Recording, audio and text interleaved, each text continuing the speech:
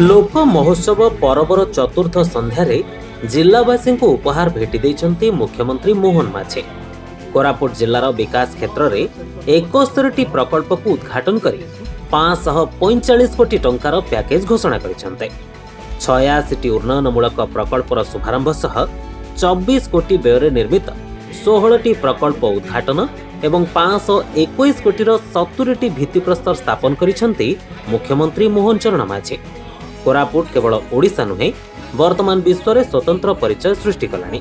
एठिकार coffee, मांडिया, कलाजीरा, धान और कोटपाट मेरीगानी शाढ़ी तार विशेषत्व तैयारी करिछि विश्व स्तर में।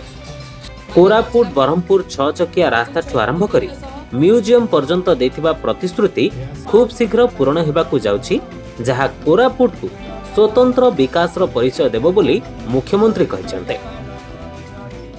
ये पर्व ये जिला महोत्सव केवल आज ये केवल कोरापुट पर नुह संपूर्ण भाव में ओडिशार एवं दक्षिण ओडिशार विशेष करी एठी ये कोरापुट जिलार सांस्कृतिक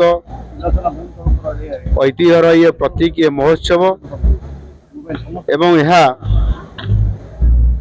आज जातीय स्तर में एवं अंतर्जातीय स्तर में ये प्रसिद्धि लाभ करिपारिछि।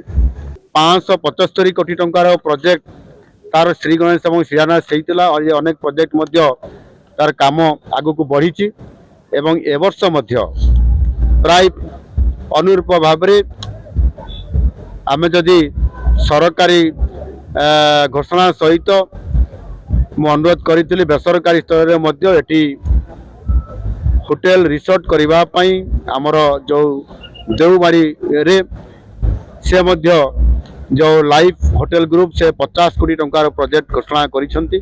याकू जदि आमे मिसेबा ताले 600 कोटी ऊर्ध्व टंकार ए प्रोजेक्ट ए वर्ष मध्य स्वतंत्रता आमे देइछु कोरापुट पई। पर्यटन सह विभिन्न क्षेत्र में उन्नतिमूलक कार्य जारी रहिছে। जयपुर अनिता दास का रिपोर्ट, लिव लाइव ओडिया।